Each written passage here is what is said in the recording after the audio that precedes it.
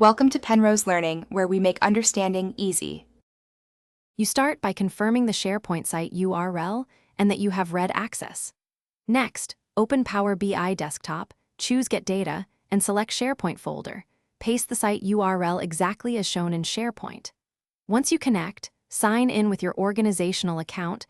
That ensures proper authentication. You'll immediately see a folder listing of files.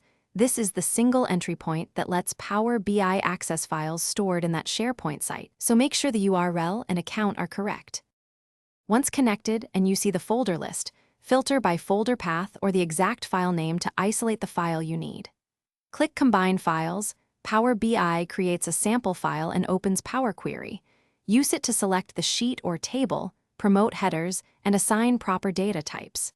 In the query editor, remove unnecessary columns, rename fields for clarity, and check types for dates and numbers. These transformation steps create a reusable query that will apply to every matching file in that folder. After finishing transformations, choose Close and apply to load data into your model and build visuals.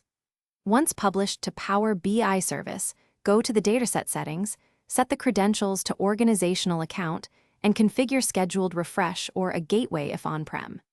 If you hit errors, check the Sharepoint site URL matches the connector's format, confirm your account has access to the file, and retry authentication. A common fix: re-enter organizational credentials and clear the data source privacy/cache before refreshing to resolve permission or token problems. Thanks for watching. If this was helpful, leave a like and consider subscribing. See you next time.